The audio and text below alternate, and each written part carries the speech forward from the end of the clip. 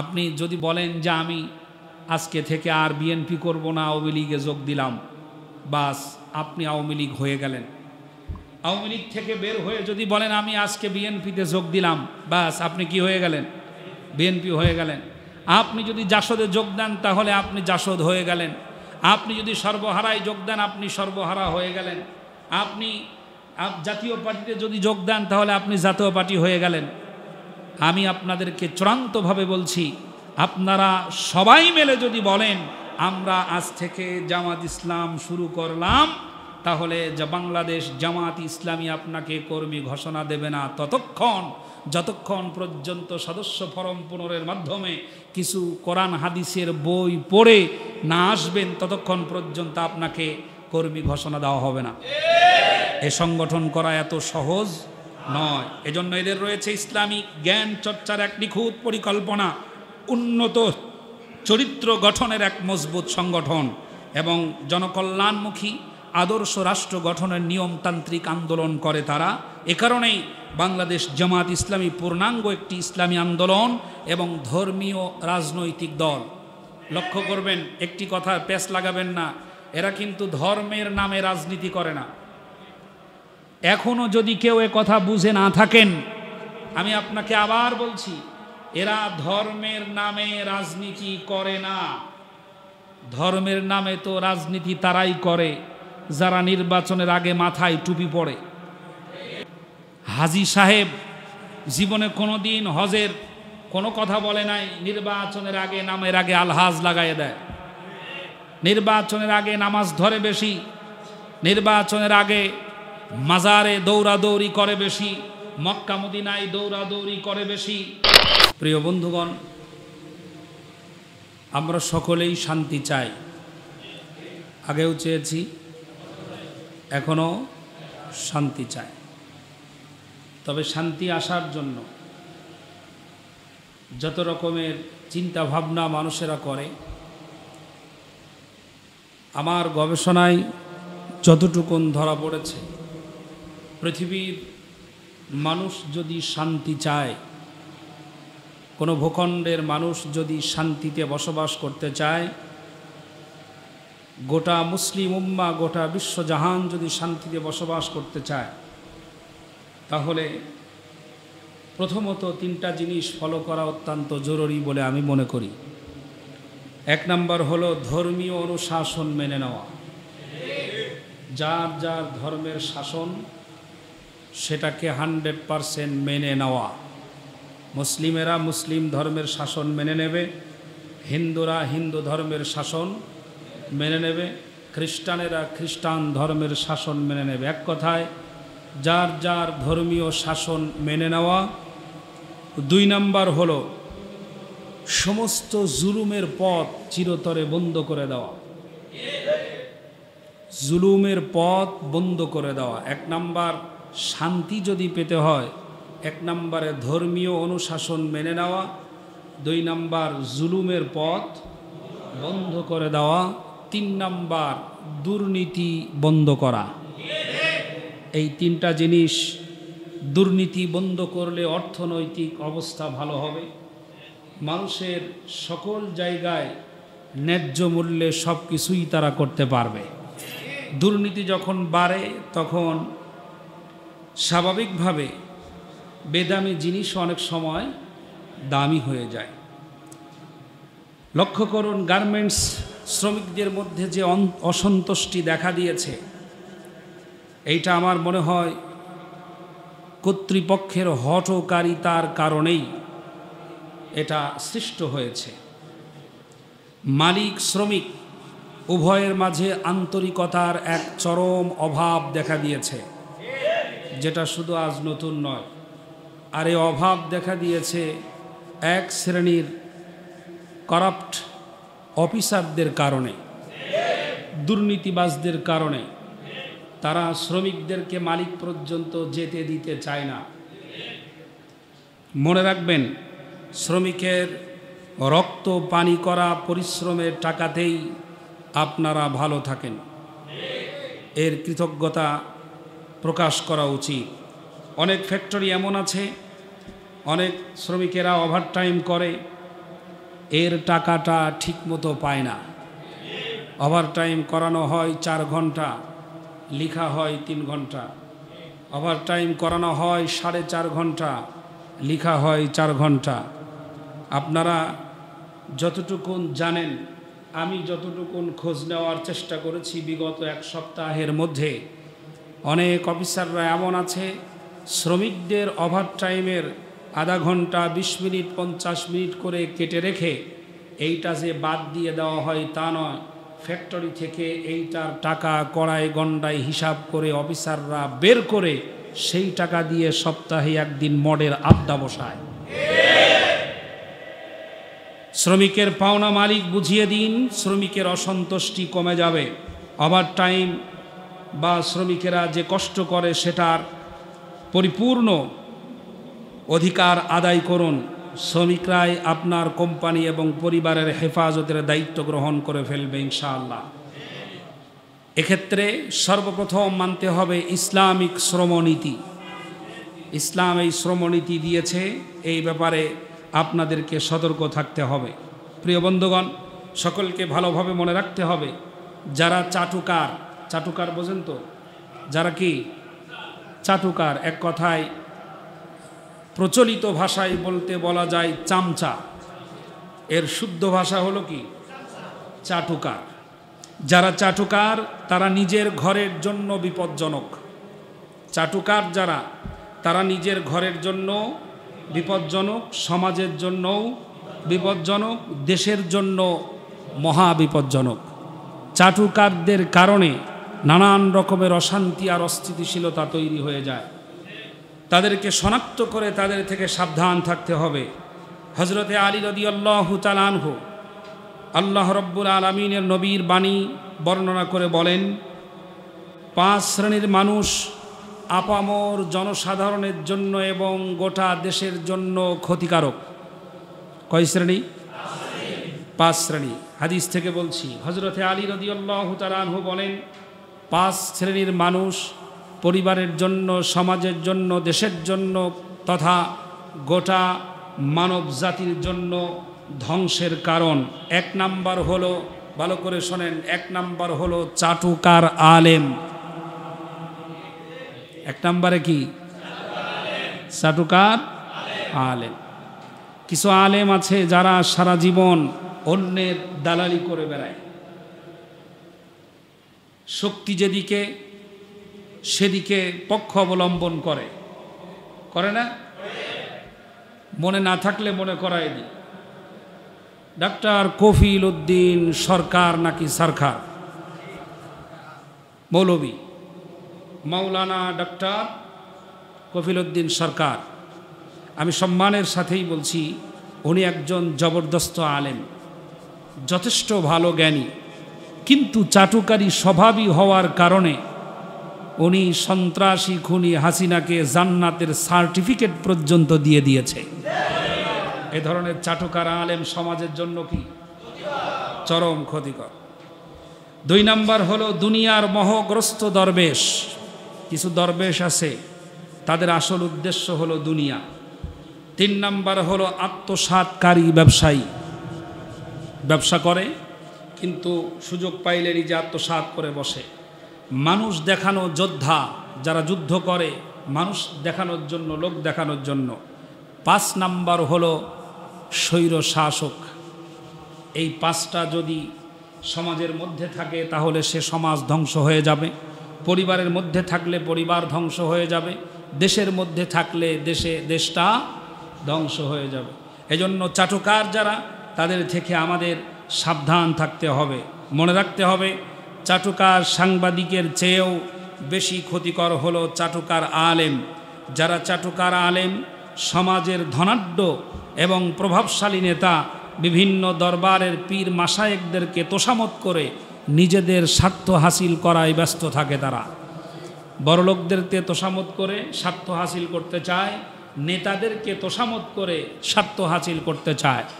আপনাদের পরিচিত ব্যক্তিত্ব ডক্টর আবুল কালাম আজাদ বাশার, চিনেন? ডক্টর আবুল কালাম আজাদ বাশার, তিনি এক মসজিদে নামাজ পড়াতেন, সাভারে না, সাভারের পরে ওই মসজিদে উনি নিয়মিত নামাজ পড়াচ্ছিলেন। আর একজন আলেম, তিনি এক বিশেষ দরবারের ব্যক্তি, তিনি তার লোকজনদেরকে নিয়ে উপরের নেতাদের সাথে সম্পর্ক তৈরি করে একটা অবস্থা সৃষ্টি করে আবুল কালাম আজাদ বাশারকে বিনা নোটিশে মেম্বার থেকে নামিয়ে দিয়ে তিনি মেম্বারে বসে নফস ঠিক করার ওয়াজ করতেছে। কথা শুনতেছে? কথা মনে হয় বোঝেন নাই। নেতাদের সাথে সম্পর্ক তৈরি করে নেতাদের সাথে হাত মিলায় ডক্টর আবুল কালাম আজাদ বাশার ভাইকে বিনা নোটিশে মেহরাব থেকে নামায়া দিয়া উনি মেহরাবে বসে নফস শুদ্ধ করার ওয়াজ করতেছে।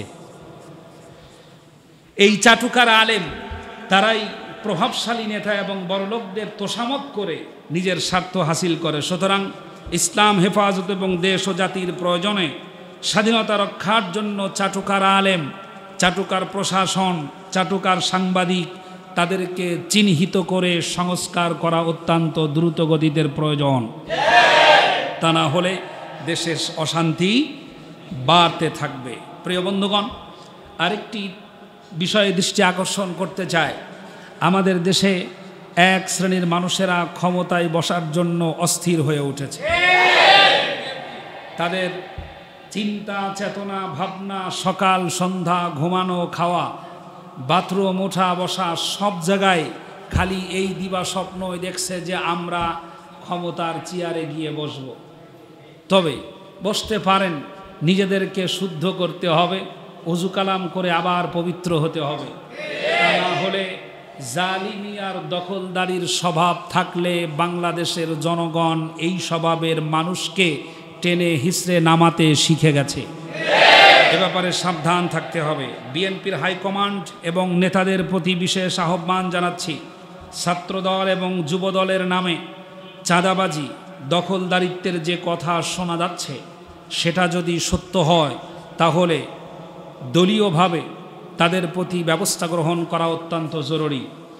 এবং চাঁদাবাজির সাথে জড়িত যারা থাকে, যদি জড়িত না থাকে তাহলে সেটাও জাতির সামনে প্রকাশ করা দরকার।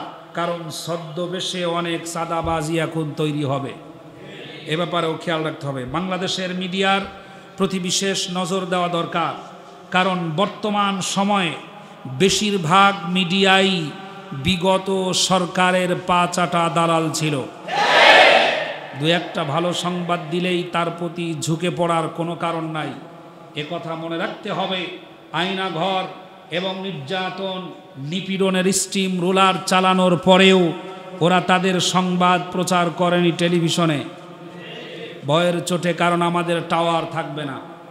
প্রিয় বন্ধুগণ, বর্তমান সময়ের বেশিরভাগ মিডিয়াই ইল্লা মাশাআল্লাহ কিছু ছাড়া, কিছু সাংবাদিক, কিছু টিভি চ্যানেল দেশের জনগণের পক্ষে কাজ করে যাচ্ছে এবং তারা কাজ করেছে আগেও। উদাহরণস্বরূপ বলা যেতে পারে ইসলামিক টিভি, দিগন্ত টেলিভিশন, আমার দেশ পত্রিকা সহ আরও কিছু মিডিয়া জনগণের পক্ষে সব সময় কাজ করে গেছে। এছাড়া অধিকাংশ সাংবাদিক এবং মিডিয়ায় কাজ করে যারা, অধিকাংশ টিভি চ্যানেলই বিগত স্বৈর শাসকের অনুগত এবং তাদেরই পক্ষের দালাল ছিল, এ কথা মনে রাখতে হবে। সুযোগ পেলে তারা আপনাদের ভালোটাকে কালো বানাবে, এতে কোনো সন্দেহ নাই। ওরা ভালোকে কালো বানাতে পারে না? পারে। ক্যামেরার ভিতর দিয়ে সোজা জিনিস উল্টা করে গোটা জাতিকে বোঝায়। আমাদের দেশের অধিকাংশ জনগোষ্ঠী মুসলিম। এ ব্যাপারে মনে রাখতে হবে, নেতারা বক্তব্য দেওয়ার সময় মুসলিমদের সেন্টিমেন্টে আঘাত না লাগে, এ বিষয়ে খেয়াল রাখতে হবে। গণতন্ত্র এবং ধর্মনিরপেক্ষতা চিন্তা করতে করতে বিগত সরকার অবস্থা এমন হয়ে গিয়েছিল, বিসমিল্লাহির রহমানির রহিম পড়াটা যত জরুরি মনে না হয় তার চাইতে বেশি জরুরি করে নিয়েছিল জয় বাংলা বলা। শুরুতে জয় বাংলা, শেষেও জয় বাংলা। জয় বাংলা বললেই যেন মনে হয় পরিশুদ্ধ হয়ে গেল। অবস্থাটা যেন এমন না হয় কোনো নেতাই ইসলামের বিরুদ্ধে কোনো বক্তব্য দিতে পারবে না, ইসলামের বিপক্ষে অবস্থান গ্রহণ করতে পারবে না। এ ব্যাপারে সাবধান থাকতে হবে। এটা মুসলমানের দেশ, এটা ওলি আল্লাহর দেশ।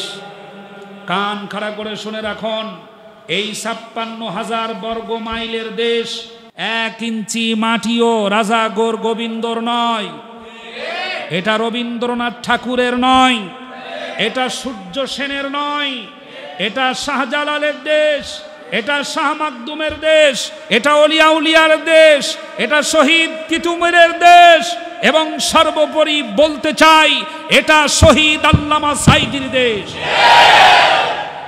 ইসলামের বিপক্ষে যায় এমন বক্তব্য থেকে বিএনপির সব নেতাকর্মীদেরকে সাবধান থাকতে হবে। ক্ষমতা দেওয়ার মালিককে, কেড়ে নেওয়ার মালিককে, এ কথা পরিষ্কার মনে রাখতে হবে। ইজ্জতের মালিক আল্লাহ। লক্ষ্য করুন, যে শব্দ চয়ন এবং আচরণ সাধারণ জনগণের বিরুদ্ধে যায় সে ব্যাপারে আপনাদেরকে সতর্ক থাকতে হবে। যারা ইসলামপন্থী তাদেরকে প্রতিপক্ষ না ভেবে দেশ গড়ার কাজে এক কাতারে সামিল হয়ে যেতে হবে। মনে রাখবেন, দেশ আমার আপনার সবার, দেশ যদি ভালো থাকে আমরাও শান্তিতে ঘুমোতে পারবো ইনশাআল্লাহ। সুতরাং দেশের কল্যাণ যতগুলি সে বিষয়ে আমাদেরকে নজর রাখতে হবে ইনশাআল্লাহ। আল্লাহ তাআলা সবাইকে বুঝার তৌফিক দান করেন, বলেন আমিন। প্রিয় বন্ধুগণ, আরেকটি কথা বলতে চাই, সেটা হলো বাংলাদেশ জামাত ইসলামী কোন ধরনের দল। এখন পর্যন্ত কিছু আল্লাহর বান্দারা আছে তাদেরকে এখনও ভুল ধারণার মধ্যে রেখেছে, এবং সে বিষয়ে তাদের ধারণা না থাকার কারণে কথাগুলো আমি বলতে বাধ্য হচ্ছি। প্রিয় ভাইরা, আমি আপনাদেরকে বলবো, আপনারা বাংলাদেশ জামাত ইসলামীর সাথে সম্পর্ক তৈরি করার কোনো প্রয়োজন নাই। এই দলটাকে জানার জন্য, জানার অধিকার তো আপনার আছে, এই দলটাকে জানার জন্য কিছুদিন হলে কিছু প্রোগ্রামে দলীয় নেতাদের সাথে কিছু সময় আপনার ব্যয় করা উচিত। আপনি যান, তাদের সাথে উঠা বসা করুন, তাদের প্রোগ্রাম দিতে বসুন, দেখুন তারা আসলে কি কর্মকাণ্ড করে, বাংলাদেশ জামাত ইসলামী কেন বর্তমান সময়ে এত জনপ্রিয়, সেটাও আমি কোরআনুল কারীম থেকে দলিল সহ বলার চেষ্টা করব ইনশাআল্লাহ। প্রিয় ভাইরা, মানব জীবনে ধর্মের অত্যন্ত গুরুত্ব আছে। মানুষের জীবনে ধর্মের অত্যন্ত গুরুত্ব আছে। ধর্ম থেকে যারা বেরিয়ে গেছে তাদের জীবন ছন্নছাড়া হয়ে গেছে। ধর্ম থেকে যারাই বেরিয়ে গেছে তাদের জীবন ছন্নছাড়া হয়ে গেছে। শুধু ইসলাম ধর্মকে আমি প্রাধান্য দিয়ে বলছি না, যেই গ্রুপ যেই ধর্ম অনুসরণ করে ওই ধর্ম থেকে যখন সে বেরিয়ে যায় তখন সে ছন্নছাড়া হয়ে যায়। আর যে ব্যক্তি কোনো ধর্ম মানে না, আসাদ নূরের মতো নাস্তিক হয়ে যায়। প্রিয় বন্ধুগণ, মানব জীবনে ধর্মের অত্যন্ত গুরুত্ব আছে বলেই বাংলাদেশ জামাত ইসলামী ধর্মীয় দায়িত্ব পালন করে যায়। রাজনৈতিক শক্তি ছাড়া ইসলামী আইন কানুন চালু করা সম্ভব নয় বলে বাংলাদেশ জামাত ইসলামী রাজনৈতিক ময়দানে কাজ করে যাচ্ছে। উদ্দেশ্য একটাই, আল্লাহর জমিনে আল্লাহর দ্বীন প্রতিষ্ঠা করা। আল্লাহ যেন কবুল করেন, বলেন আমিন। একজন নেতাও এই স্বপ্ন দেখে না যে আমরা গণতন্ত্রের বা ধর্মনিরপেক্ষ মতবাদ কায়েম করব। পুরো জীবনে একটাই স্বপ্ন লালন করে তারা, সেটা হলো এই জীবন যাক, সম্পদ যাক, যা খুশি তাই হয়ে যাক, আল্লাহর জমিনে আল্লাহর পক্ষ থেকে পাঠানো বিধান যেন কায়েম হয়, এটাই তাদের চাওয়া। মানবতার সেবার ব্যাপারে ইসলামে জোর তাগিদ করা হয়েছে বলেই বাংলাদেশ জামাত ইসলামী মানবতার সেবা করে যাচ্ছে বিরামহীনভাবে। চতুর্দিক থেকে রাত দিন 24 ঘন্টা বিভিন্ন প্রোগ্রামাদি, বিভিন্ন পরিকল্পনার মাধ্যমে আল্লাহ রব্বুল আলামিনের এই বান্দারা মানুষের সেবার জন্য দরজা পর্যন্ত পৌঁছে যাচ্ছে। ইসলাম হলো আল্লাহ রব্বুল আলামিন কর্তৃক মনোনীত একমাত্র পূর্ণাঙ্গ জীবন ব্যবস্থা। এই জীবন বিধানের মাধ্যমে প্রকৃতপক্ষে মানুষের জীবনের সার্বিক বিষয়াদি নিয়েই দিক নির্দেশনা প্রদান করা হয়েছে। ইসলাম শুধু ঈমানের কথা বলে না, শুধু নামাজের কথা বলে না, শুধু যাকাতের কথা বলে না, শুধু রোজার কথা বলে না, শুধু হজের কথা বলে না, পাশাপাশি সব ধরনের ব্যবহার বিধি শিক্ষা দেয়। মানুষের আধ্যাত্মিক এবং বৈষয়িক বিষয়ের সিদ্ধান্ত দেয়। ইসলাম জনকল্যাণের কথা বলে, ইসলাম মানুষের অধিকারের কথা বলে, ইসলাম শ্রমিকের অধিকারের কথা বলে, ইসলাম প্রশাসনের কথা বলে, ইসলাম রাজনীতির কথা বলে, সর্বোপরি ইসলাম দেশ পরিচালনার কথা বলে বলেই বাংলাদেশ জামাত ইসলামী আল্লাহর কোরআনটাকে পার্লামেন্ট পর্যন্ত নিয়ে যেতে চায়। একজন মুসলিম হিসাবে সকল কাজকর্মগুলো ইসলামিক কায়দায় হবে, এটাই ইসলামের দাবি, আল্লাহর দাবি। কোরআনুল কারীমে আল্লাহ রাব্বুল আলামিন বলেন, ওয়ামান ইয়াবতাগি গায়রাল ইসলামি দীনান ফালাই ইউকবালা মিন ওয়া হুয়া ফিল আখিরাতি মিনাল খাসিরিন।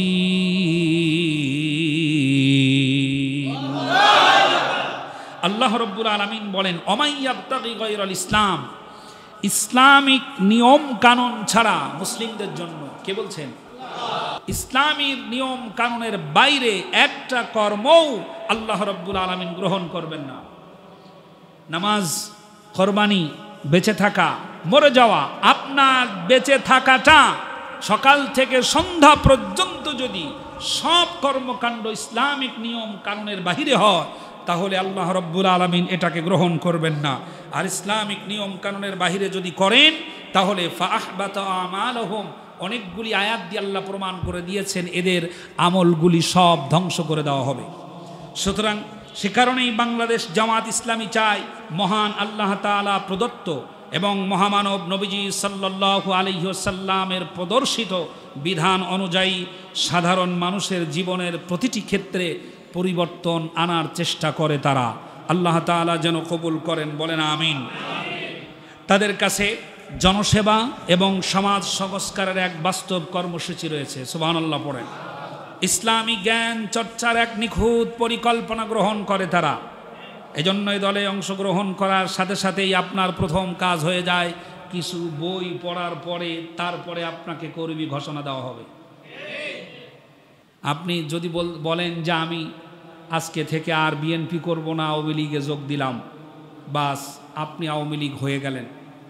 আওয়ামী লীগ থেকে বের হয়ে যদি বলেন আমি আজকে বিএনপিতে যোগ দিলাম, বাস আপনি কি হয়ে গেলেন? বিএনপি হয়ে গেলেন। আপনি যদি জাসদে যোগ দেন তাহলে আপনি জাসদ হয়ে গেলেন। আপনি যদি সর্বহারায় যোগ দেন আপনি সর্বহারা হয়ে গেলেন। আপনি জাতীয় পার্টিতে যদি যোগ দেন তাহলে আপনি জাতীয় পার্টি হয়ে গেলেন। আমি আপনাদেরকে চূড়ান্তভাবে বলছি, আপনারা সবাই মিলে যদি বলেন আমরা আজ থেকে জামাত ইসলাম শুরু করলাম, তাহলে বাংলাদেশ জামাত ইসলামী আপনাকে কর্মী ঘোষণা দেবে না যতক্ষণ পর্যন্ত সদস্য ফরম পুনরের মাধ্যমে কিছু কোরআন হাদিসের বই পড়ে না আসবেন, ততক্ষণ পর্যন্ত আপনাকে কর্মী ঘোষণা দেওয়া হবে না। এ সংগঠন করা এত সহজ নয়। এজন্য এদের রয়েছে ইসলামিক জ্ঞান চর্চার এক নিখুঁত পরিকল্পনা, উন্নত চরিত্র গঠনের এক মজবুত সংগঠন এবং জনকল্যাণমুখী আদর্শ রাষ্ট্র গঠনের নিয়মতান্ত্রিক আন্দোলন করে তারা। এ কারণেই বাংলাদেশ জামাত ইসলামী পূর্ণাঙ্গ একটি ইসলামী আন্দোলন এবং ধর্মীয় রাজনৈতিক দল। লক্ষ্য করবেন, একটি কথা পেশ লাগাবেন না, এরা কিন্তু ধর্মের নামে রাজনীতি করে না। এখনো যদি কেউ এ কথা বুঝে না থাকেন, আমি আপনাকে আবার বলছি, এরা ধর্মের নামে রাজনীতি করে না। ধর্মের নামে তো রাজনীতি তারাই করে যারা নির্বাচনের আগে মাথায় টুপি পরে। হাজী সাহেব জীবনে কোনোদিন হজের কোনো কথা বলে নাই, নির্বাচনের আগে নামের আগে আলহাজ লাগাই দেয়। নির্বাচনের আগে নামাজ ধরে বেশি, নির্বাচনের আগে মাজারে দৌড়াদৌড়ি করে বেশি, মক্কা মদিনায় দৌড়াদৌড়ি করে বেশি, শপথ গ্রহণের সময় হাতে তসবি পড়ে থাকে, নির্বাচনের সময় মাথায় পট্টি বাঁধে এবং মানুষের সিম্পেথি অর্জন করার জন্য যারা ইসলামিক লেবাসটাকে ব্যবহার করে as a Salman F Rahman. ওর পাঞ্জাবি ছিল না, টুপি ছিল না, দাড়ি ছিল না, দেখলে মনে হতো যে আল্লাহর ওলি। এখন না বোঝা গেল যে বেটা সব ব্যবহার করেছে রাজনৈতিক উদ্দেশ্য হাসিলের জন্য। যেই ব্যক্তি এহরামের কাপড় পরে দুর্নীতি করে দেশ থেকে পালাবার জন্য এয়ারপোর্টে গিয়ে ধরা পড়ে, ধর্মের নামে রাজনীতি তারাই করে। আর এরা ধর্মের নামে করে না, বরং এরা পূর্ণাঙ্গ ধর্মীয় রাজনীতি করে, যেখানে কোনো দুর্নীতি নাই, যেখানে কোনো উল্টাপাল্টা কোনো কাজ করার কোনো সুযোগ নাই। দুনিয়ার শান্তি এবং আখিরাতের মুক্তি পেতে হলে জীবনের সর্বক্ষেত্রে আল্লাহ তাআলাকে একমাত্র ইলাহ তথা হুকুমকর্তা, আইন দাতা, বিধান দাতা হিসাবে মেনে নিতে হবে। আইন দেওয়ার মালিককে আল্লাহ, একথা বিশ্বাস করি আমরা, বিশ্বাস করি। বিধান দিবেন কেবলমাত্র আল্লাহ রাব্বুল আলামিন এবং রাসূল সাল্লাল্লাহু আলাইহি ওয়াসাল্লামকে একমাত্র অনুসরণীয়, অনুকরণীয়, সর্বোত্তম নেতা হিসাবে মেনে নিতে হবে। বলেন, পৃথিবীর সর্বোত্তম নেতাকে? মুহাম্মদ, পড়েন, মুহাম্মদ সাল্লাল্লাহু আলাইহি ওয়াসাল্লাম। তিনি হচ্ছেন পৃথিবীর সর্বশ্রেষ্ঠ নেতা। সুবহানাল্লাহ। গোটা পৃথিবীর সকল রাজনৈতিক মহলের উত্তম মডেল বিশ্বনবী মুহাম্মদুর রাসূলুল্লাহ সাল্লাল্লাহু আলাইহি ওয়াসাল্লাম এবং সফল রাষ্ট্রনায়ক। সুবহানাল্লাহ। এত স্বল্প সময়ে, মাত্র 23 বছরের ব্যবধানে দুমড়ে মুচড়ে যাওয়া, শেষ হয়ে যাওয়া গোটা জাতিকে উদ্ধার করে আল্লাহ রাব্বুল আলামিনের নবী এমন এক রাষ্ট্র উপহার দিয়েছিলেন, যেই রাষ্ট্রে একেবারে মক্কা থেকে মদিনা 650 কিলোমিটারের রাস্তাও যদি হতো, একজন নারী তার সৌন্দর্যের বর্ষা আর অলঙ্কারাদি নিয়ে হেঁটে চলে যাবে, তাকে ধর্ষণ করা তো দূরের কথা, তার দিকে চোখ তুলে তাকাবার সাহস কেউ পেত না। এটা ছিল আল্লাহ রাব্বুল আলামিনের নবীর রাজনৈতিক সফলতা। সুবহানাল্লাহ। আমাদের রাজনীতির সফলতা কি আছে? কোন সফলতা আছে? কোন সফলতা নাই। আমাদের দেশের রাজনৈতিক 50 বছরের সফলতা হলো ধর্ষণ, খুন, গুম, অত্যাচার, নির্যাতন আর 1000 কোটি টাকা দেশ থেকে পাচার করা হলো। এটা হলো আমাদের দুর্ভাগ্যের সফলতা। যদি আপনি পূর্ণ সফলতা পেতে চান, আপনাকে ধর্মের সাথেই রাজনীতি করা লাগবে। ধর্মের বাইরে যখন চলে যাবেন, তখন আপনার হিতাহিত জ্ঞান থাকবে না। ঠিক কি না? প্রিয় বন্ধুগণ, যে সমস্ত ভিডিও ক্লিপ বেরিয়েছে, নেতা মদপান করছে আর নারীদের সাথে ডান্স করছে, আপনি আজ পর্যন্ত পৃথিবীর বুকে দেখাতে পেরেছেন কি কোন ইসলামিক নেতা, প্রকৃতপক্ষে মুনাফিক ছাড়া কোন ইসলামিক নেতা এমন গর্হিত কর্মকাণ্ডের সাথে জড়িত? বাংলাদেশেই তার সবচাইতে বড় প্রমাণ মাওলানা মতিউর রহমান নিজামী। মন্ত্রিত্বের দায়িত্ব পালন করেছেন না? একবার নয়, পরপর 2 বার। চ্যালেঞ্জ করে আবার বলছি, গোটা বাংলাদেশের সকল সাংবাদিক, বুদ্ধিজীবী, ডিজিএফআই, এনএসআই এবং সবার সামনে একথা বুক ফুলায়ে বলতে পারি, আমার নেতা মাওলানা মতিউর রহমান নিজামীর 2 বারের মন্ত্রিত্বের দায়িত্ব পালন করার সময় তার মন্ত্রণালয়ে 1 টাকার দুর্নীতিও কেউ দেখাতে পারে না। এটাই হলো ইসলামিক নেতা, কারণ তার প্রত্যেকটি টাকার খরচের হিসাব তার সংগঠনের সামনে প্রদান করতে হয়। প্রিয় বন্ধুগণ, কত টাকা ইনকাম আপনার, এই তথ্য দিতে হয় সংগঠনে। প্রিয় বন্ধুগণ, সুতরাং ধর্মের বাহিরে গিয়ে কোনো কিছু চিন্তা করার কোনো সুযোগ নাই। অমাইয়াবতাগি গায়রাল ইসলাম, মুসলিম যদি হন তাহলে ধর্মের চাদরেই আপনাকে সবকিছু করা লাগবে। আল্লাহ তাআলা বুঝার তৌফিক দান, বলেন আমিন। তাহলে সফল নেতাকে মুহাম্মদুর রাসূলুল্লাহ। আপনি যদি সত্যি এ কথাগুলো মেনে নিয়ে থাকেন, তাহলে আপনার বাস্তব জীবন থেকে ইসলামের পরিপন্থী চিন্তা, কাজ, অভ্যাস দূর করতে হবে এবং আল্লাহ ও তার রাসূলের বিরুদ্ধে কারো আনুগত্য করার কোনো সুযোগ থাকবে না। যে ব্যক্তি রসুলকে মানে না, তার আনুগত্য করার সুযোগ থাকবে? যে ব্যক্তি আল্লাহকে মানে না, আনুগত্য করার সুযোগ থাকবে? যে ব্যক্তি কোরআনের আয়াতকে মানে না, আনুগত্য করার সুযোগ থাকবে? নারী এবং পুরুষের অধিকারের ব্যাপারে সর্বশ্রেষ্ঠ সমাধান কে দিয়েছেন? আল্লাহর চাইতে ভালো আর কেউ দিতে পারবে? বাংলাদেশ সরকার, বিগত সরকার সংবিধানে আইন পাশ করে সেই প্রাচীরকে ভাঙার দুঃসাহস দেখিয়েছে।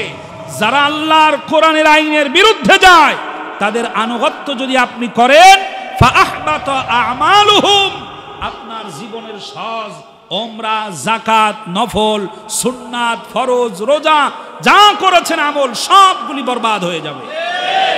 কোরআনের বিরুদ্ধে যায়, রসুলের বিরুদ্ধে যায়, এমন কোন মানুষের আনুগত্য করা ইসলামের কোনো অনুমতি নাই। এই দুটি নীতি অনুযায়ী খাঁটি মুসলিম হিসাবে জীবন যাপন করতে চাইলে জামাতবদ্ধ হয়েই অসৎ লোকদেরকে নেতৃত্ব থেকে সরিয়ে সমাজ ও রাষ্ট্রের সকল স্তরে নীতিবান, নিষ্ঠাবান, ইমানদার, আল্লাহ ভীরু, সৎযোগ্য লোকদের হাতেই নেতৃত্ব তুলে দিতে হবে। তাহলেই শান্তি আসবে। আল্লাহ রব্বুল আলামিন যেন কবুল করেন, জোরে বলেন আমিন। প্রিয় বন্ধুগণ, এরা 4টি দফায় কাজ করে থাকে। কয়টা? 4টি দফায় কাজ করে থাকে। 1 নাম্বার, দাওয়াতের মাধ্যমে চিন্তার পরিশুদ্ধতা এবং ব্যক্তি জীবনের পুনর্গঠনের কাজ করে থাকে। কোরআন ও সুন্নাহর সঠিক শিক্ষাকে বলিষ্ঠ যুক্তির সাহায্যে তুলে ধরে জনগণের চিন্তার বিকাশ সাধন করার চেষ্টা করে এবং মানুষের মধ্যে ইসলামকে অনুসরণ ও ইসলামকে কায়েম করার উৎসাহের মনোভাব যোগাতে সাহায্য করে। সকল ক্ষেত্রে আমরা আইন চাই কার? আল্লাহ। ইসলাম কায়েমের সংগ্রামে আগ্রহী ব্যক্তিদেরকে সুসংগঠিত করে উপযুক্ত প্রশিক্ষণ দিয়ে ইসলামী সমাজ প্রতিষ্ঠার যোগ্য করে গড়ে তোলার তারা চেষ্টা করে। ইসলামিক মূল্যবোধের ভিত্তিতে সমাজের সংশোধন, নৈতিক পুনর্গঠন এবং সমাজ সেবামূলক কাজের মাধ্যমে বাংলাদেশ জামায়াতে ইসলামী সমাজের উন্নয়ন ও কল্যাণ সাধন করার চেষ্টা করে যাচ্ছে। এটার প্রমাণ আপনারা দেখতে পেয়েছেন। বাংলাদেশের বিপদ যেখানে, জামায়াতে ইসলামী সেখানে। যেখানে গিয়েছে, যেখানে লোকেরা বিপদে পড়েছে, সেখানেই তাদের লোকেরা লক্ষ লক্ষ টাকা ব্যয় করে তাদের পাশে ছুটে চলে যাচ্ছে। অনেকে প্রশ্ন করছেন, জামাতের এত টাকার ফান্ড কোথায়, দেয় কিনা? মাথা ঘুরে যাচ্ছে। এদের এত টাকা দেয় কে? নিশ্চয় গোপনে কোনো জায়গা থেকে তাদের টাকা আসে। বিশ্বাস করুন, বাংলাদেশের এমন মানুষ আছে সারাদিন ভ্যান চালিয়ে 2000 টাকা ইনকাম করলে তার 5% টাকা নির্বিঘ্নে সুস্থতার সাথে ধীর মস্তিষ্কে আল্লাহর সন্তুষ্টির জন্য দিন কায়েমের আন্দোলনে তারা 5% টাকা ব্যয় করে থাকে। আপনাদের মতো সাদাবাজি করে না, প্রয়োজনই হয় না, দখলদারিত্বের কোনো প্রয়োজন হয় না। কেন হয় না?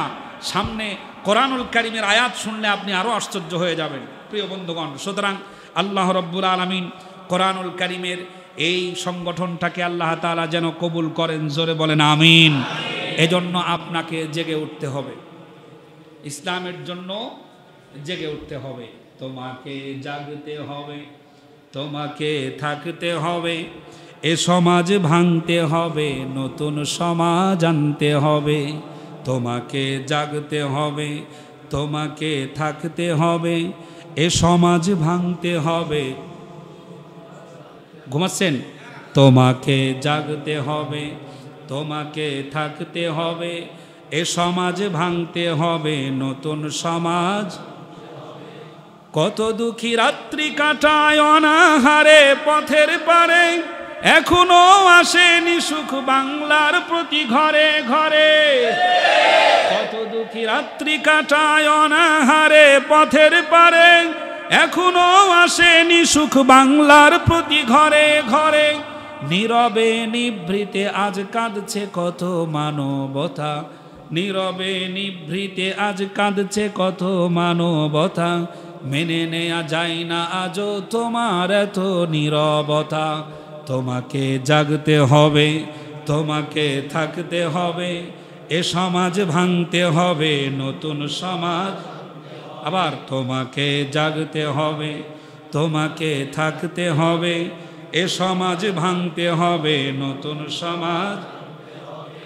যত সব ভণ্ড পীরে দিচ্ছে ধোঁকা অবিরত, আল্লাহ রসুল ভুলে তাদের কাছেই হচ্ছে নত।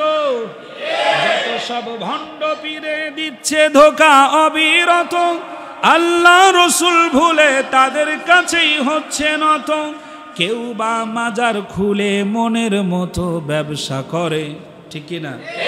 কেউ বা মাজার খুলে মনের মতো ব্যবসা করে, গরিব দুঃখী পাই না খাবার, টাকার বস্তা বাবার ঘরে। তোমাকে জাগতে হবে, তোমাকে থাকতে হবে, এ সমাজ ভাঙতে হবে, নতুন সমাজ। রাজি আছেন তো ইনশাআল্লাহ? একটু হাত উঁচু করে বলি আল্লাহু আকবার। আল্লাহ তাআলা যেন কবুল করেন, বলেন আমিন।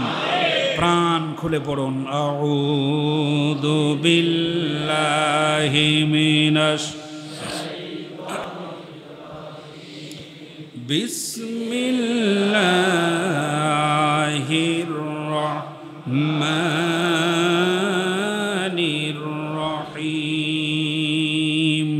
শয়তানের সকল প্রকার ওয়াসওয়াসা থেকে পানাহ চাচ্ছি মহান রব্বুল আলামিনের কাছে, যিনি সব কিছু শুনতে পান এবং দেখতে পান, সব জায়গায় মহাপরাক্রমশালী, শক্তিশালী এবং তার ক্ষমতা প্রয়োগ করতে সক্ষম। আমরা শুরু করছি সেই মহান প্রভুর নামেই, যিনি অত্যন্ত দয়ালু, মানুষের ভালো এবং মন্দ করার সম্পূর্ণ অধিকার যিনি এককভাবে রক্ষা করেন, তিনি হচ্ছেন আল্লাহ। গরিবের কান্না শোনেন, মাজলুমের চোখের পানির প্রতিটি ফোঁটার হিসাব যিনি করে জালেমের কাছ থেকে প্রতিশোধ গ্রহণ করেন। আমরা সে মহান রব্বুল আলামিনের নামে শুরু করছি, সবাই পড়েন।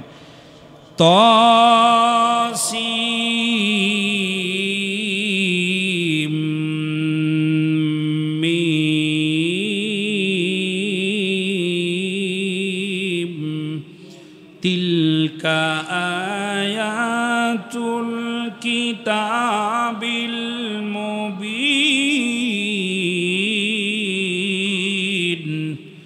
নাতলু আলাইকা মিন নাবাই মূসা ওয়া ফিরআউন বিল হাক্কি লিকাওমিন ইউমিনুন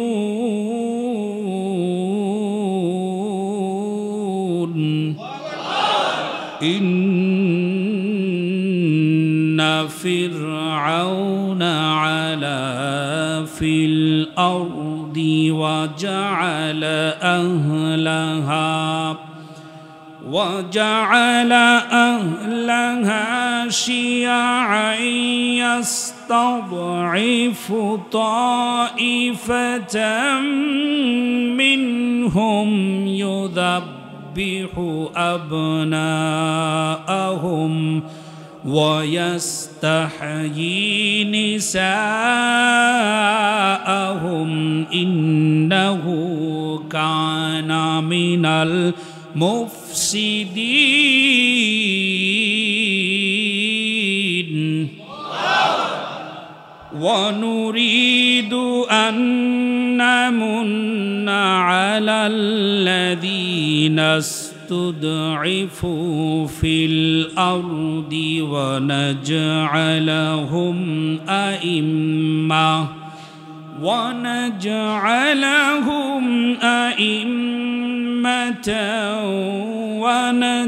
ونجعلهم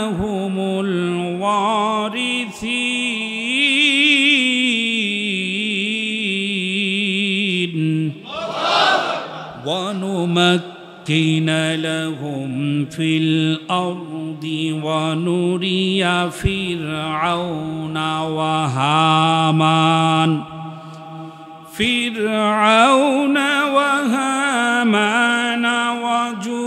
وجنودهما منهم ما كانوا يحذرون সাদাকাল্লাহুল আযীম।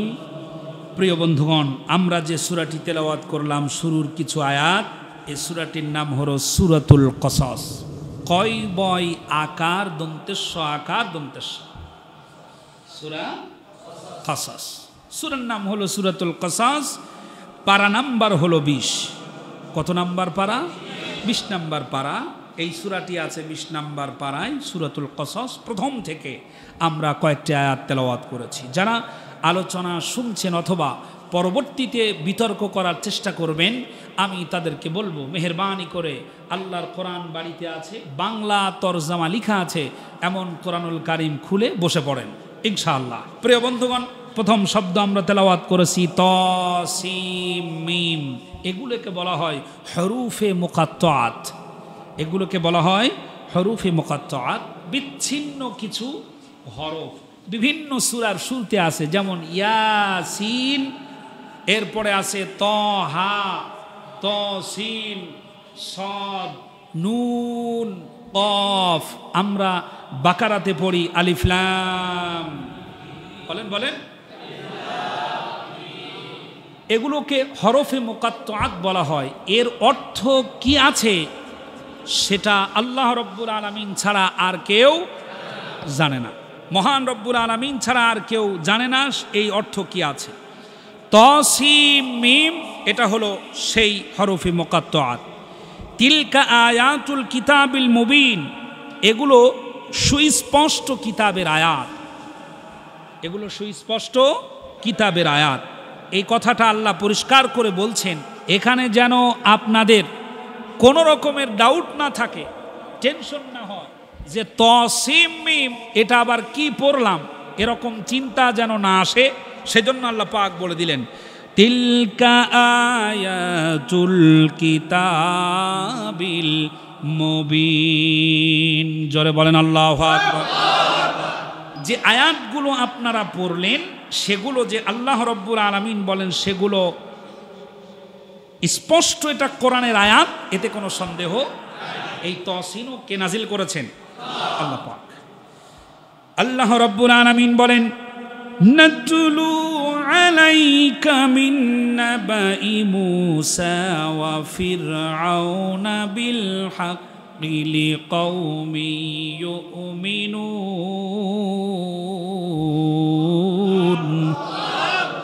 আল্লাহ রব্বুল আলামিন বলেন নবী হে, আমি আপনাকে মূসা এবং ফেরাউনের একটা বিশদ ঘটনা আমি আপনার সামনে বর্ণনা করব। কে বলছেন? ঘটনা শোনাচ্ছেন কে? নাতিকে ঘুম পাড়ানোর জন্য গল্প শোনায় কে? দাদা, নানা, এরা গল্প শোনায়।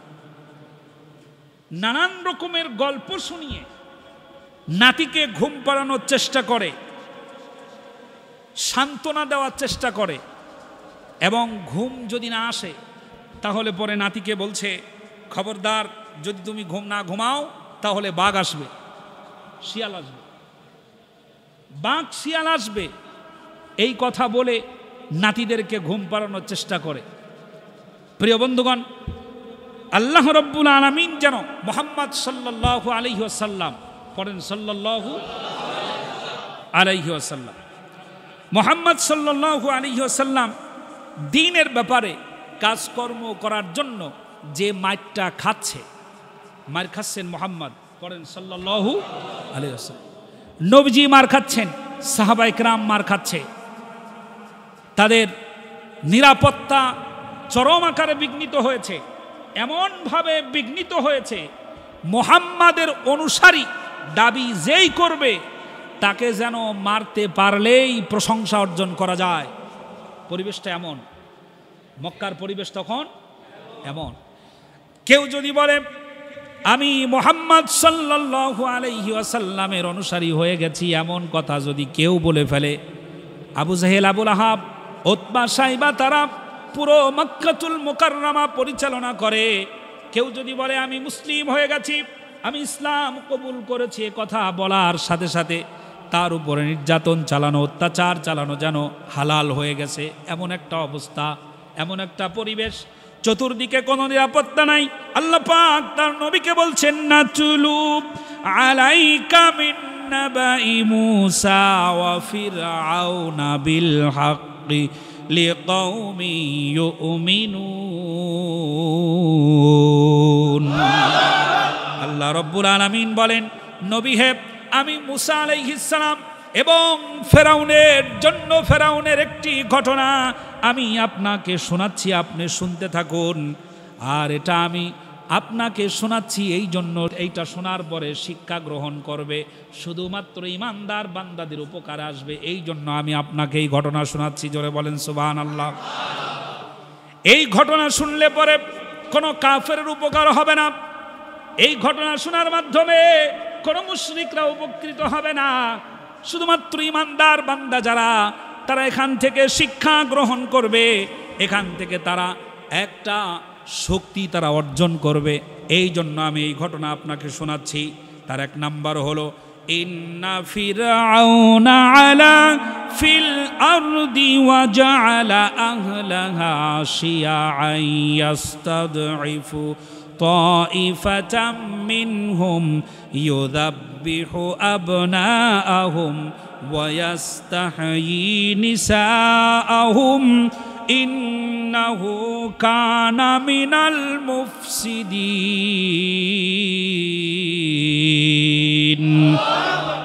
আল্লাহ রাব্বুল আলামিন বলছেন তাদের সাথে কি ঘটনা ঘটেছিল? প্রকৃত ঘটনা ঘটেছিল এই, ফেরাউন পৃথিবীতে বিদ্রোহ করেছিল, পৃথিবীর মানুষের সাথে বিদ্রোহ করেছিল।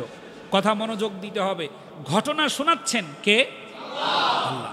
আল্লাহ পাক বলছেন হয়েছিল কি শুনবে ও মুহাম্মদ, পড়েন সাল্লাল্লাহু আলাইহি ওয়াসাল্লাম। আসলে ঘটনা ঘটেছিল এই, ফেরাউন বিদ্রোহ করেছিল পৃথিবীর মানুষের সাথে। তার ভূখণ্ডের যে মানুষগুলো ছিল তাদের সাথে ফেরাউন বিদ্রোহ করেছিল। ক্ষমতাসীন ব্যক্তি যখন বিদ্রোহের পথ বেছে নেয়, তখন বুঝতে হবে দুইজনের মাঝে, উভয়ের মাঝে একটা দ্বন্দ্ব লেগে আছে। বিদ্রোহ করা তখনই প্রয়োজন হয় যখন দাবি পূরণ না হয়, যখন অধিকার আদায় না হয়, যখন অধিকার শৃঙ্খলিত হয়ে যায়, তখন বিদ্রোহ করার প্রয়োজন পড়ে। আমাদের দেশ সহ পাকিস্তান এদেশে যে শাসন করেছিল, জন্মায় অত্যাচার করেছিল, বাংলাদেশের মানুষের বিদ্রোহ করা তখন প্রয়োজন হয়ে পড়েছিল পাকিস্তান থেকে আলাদা হওয়ার জন্য।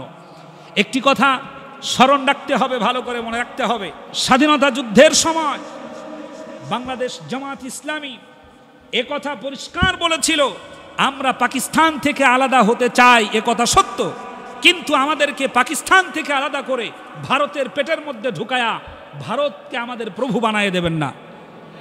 এই কথাটা বুঝতে বাংলাদেশের মানুষের 50 বছর লেগে গেছে। আর বাংলাদেশ জামাত ইসলামীর আমির ডাক্তার শফিকুর রহমান বলেছেন, আমি সাধারণ ক্ষমা ঘোষণা করলাম। এই কথাটা নিয়ে যারা নানান রকমের ট্রল করছে, এই কথার অর্থ বুঝতে হলে তাদের আরো 20 বছর পিছিয়ে যাওয়া লাগবে। প্রিয় বন্ধুগণ, আল্লাহ রাব্বুল আলামিন এভাবে বলছেন, আমি ফেরাউন বিদ্রোহ ঘোষণা করলো সব মানুষের সাথে এবং তার অধিবাসীদেরকে বিভিন্ন দলে বিভক্ত করে দিল। এই ব্রেনটা কার? ফেরাউনের। অধিবাসী যারা, তাদের সাথে বিদ্রোহ ঘোষণা করলো। আর কি করলো? এলাকার মানুষদেরকে বিভিন্ন দলে বিভক্ত করে দিল। এখন একথা যদি আপনাকে বুঝাতে চায়, তাহলে বাংলাদেশে আমাদের ভিতরে বিভিন্ন দল আছে নাকি নাই? আছে। একটু মিলান। আমাদের ভিতরে দল আছে, ইসলামিক দল। আমরা ইসলাম নিয়ে কথা বলছি। ইসলামিক যত দল আছে সব চাইতে ইসলামিক দলের ভিতরে কিছু দল সরকার তার নিজের কোলের কাছে রেখেছে, ঠিক না?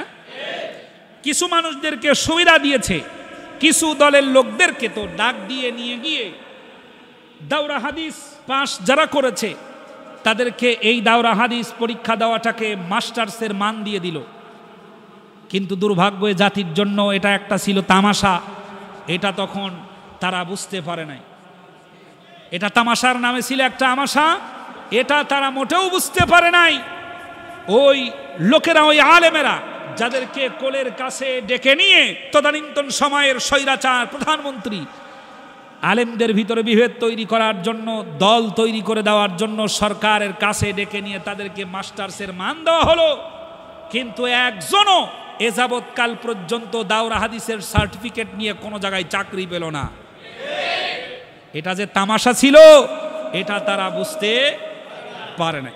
প্রিয় বন্ধুগণ, তাদেরকে সুবিধা দিয়ে, তাদেরকে কাছে ডেকে আদর করে এমন আদর করলো যে ওরা সদ্য ঘটে যাওয়া শাপলা চত্বরের বিশাল ইতিহাসকে ভুলে গেল।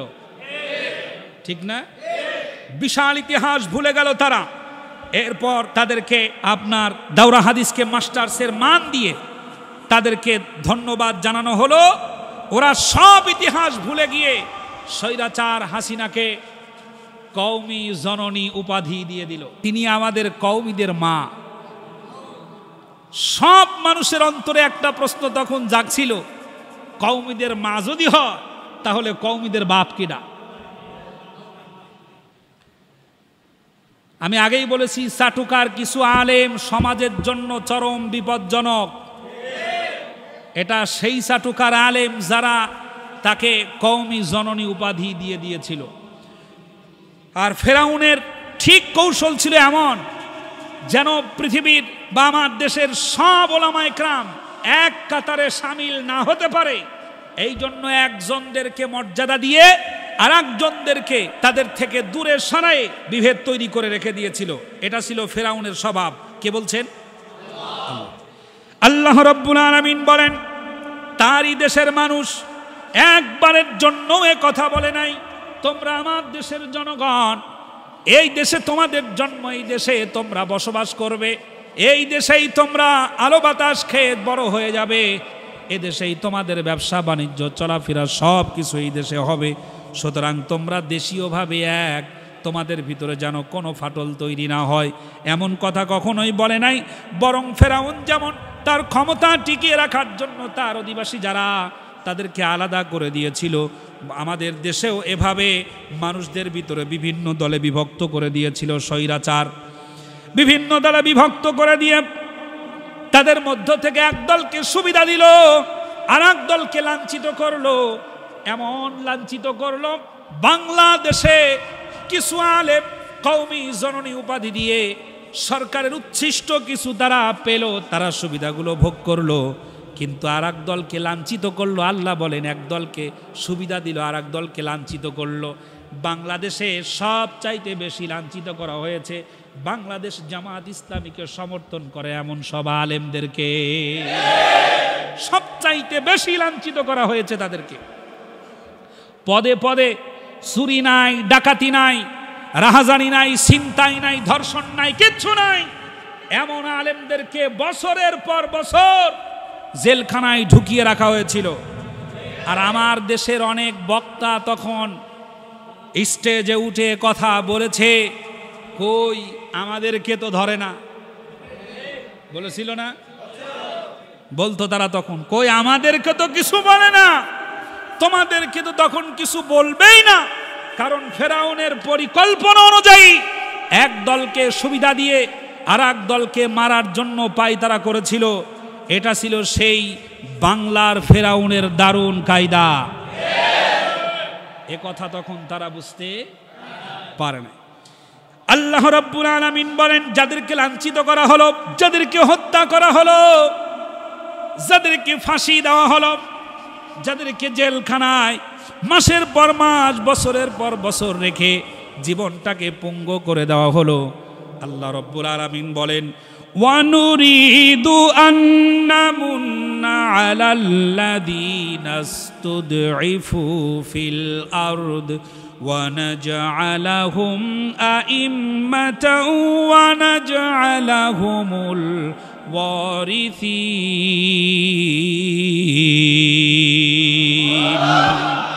আল্লাহ রাব্বুল আলামিন বলেন, সূরা কসস, নাম কি? কত নাম্বার পারা? 20 নাম্বার পারা। আল্লাহ পাক বলছেন, যাদেরকে লাঞ্ছিত করা হলো, এবার আল্লাহ পাক সংকল্প করছেন, পরিকল্পনা গ্রহণ করছেন। আল্লাহ বলেন, আমি সংকল্প করলাম, আমি সংকল্প করেছিলাম, আমি সিদ্ধান্ত নিয়েছিলাম, আমি আল্লাহ পাক পরিকল্পনা গ্রহণ করেছিলাম, যাদেরকে পৃথিবীতে লাঞ্ছিত করে রাখা হয়েছিল তাদের প্রতি আমি অনুগ্রহ করব, তাদের প্রতি আমি দয়া করব। সুবহানাল্লাহ। অনুগ্রহ করার কথা কে বলছেন? আল্লাহ পাক।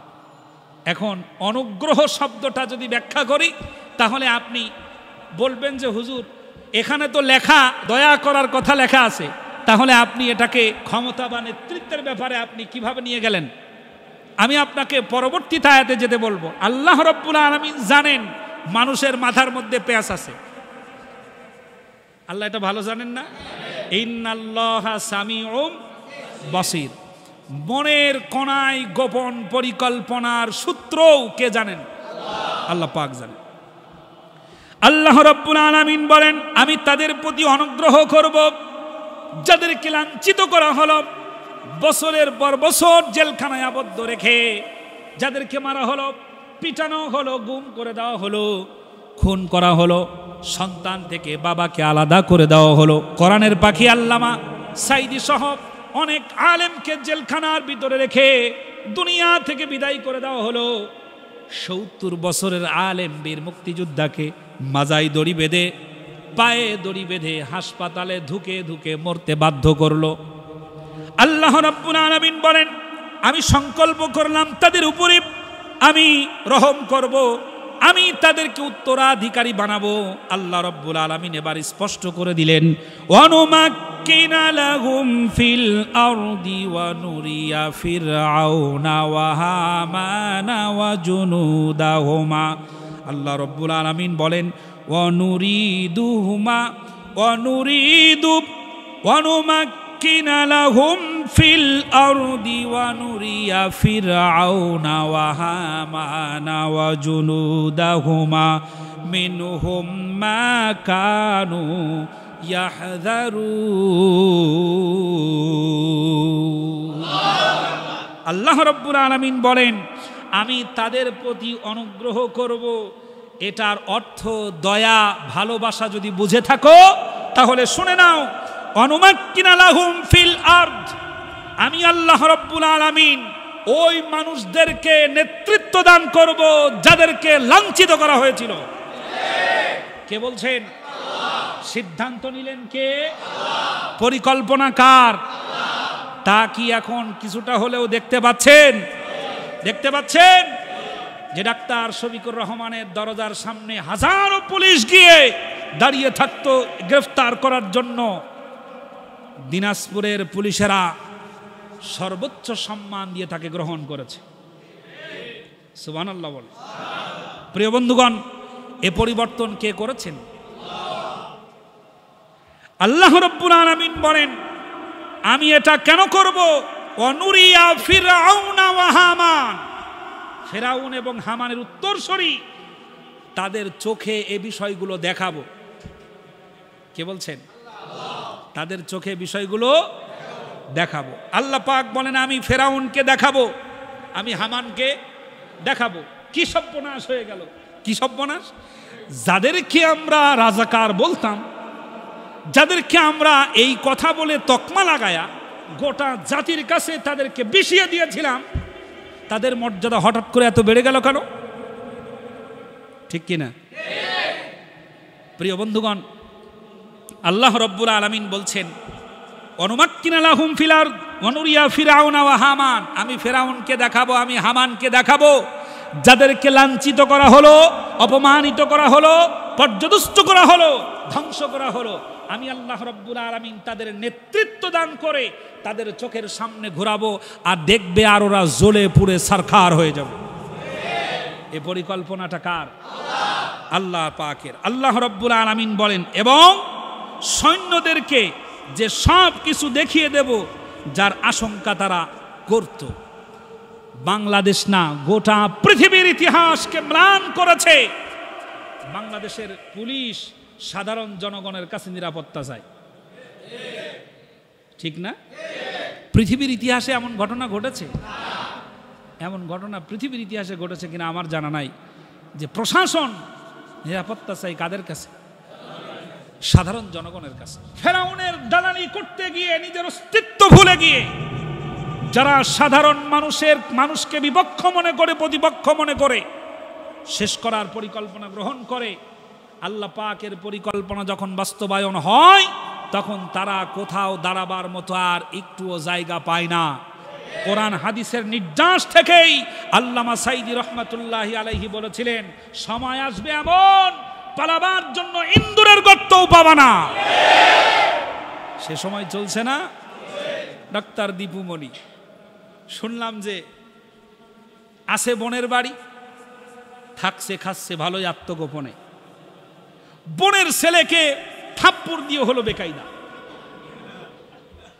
থাপ্পড় দিয়া বলছে আমি হলাম শিক্ষামন্ত্রী। দীপুমণি কি ছিল? আমি হলাম শিক্ষামন্ত্রী, তুই আমার বোনের ছেলে হইয়া এখন লেখাপড়া না করে বাটা মোবাইল টিপস। মারছে এক থাপ্পড়। থাপ্পড় মারার পরে ছোট বাচ্চা মানুষ মেজাজ গরম হয়ে গেছে, তুমি আমারে শাসন করো পলাইয়া থেকে।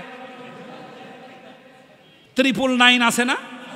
999 999 ফোন দিছে। ওপাশ থেকে ফোন ধরেছে পুলিশ। হ্যালো, কে? কয় আমি কে চিনার দরকার নাই, আমার বাড়ি অমুক জায়গায়, এখানে আসেন, আমার খালামণি এই জায়গা পলায় আছে, ধরে নিয়ে যান।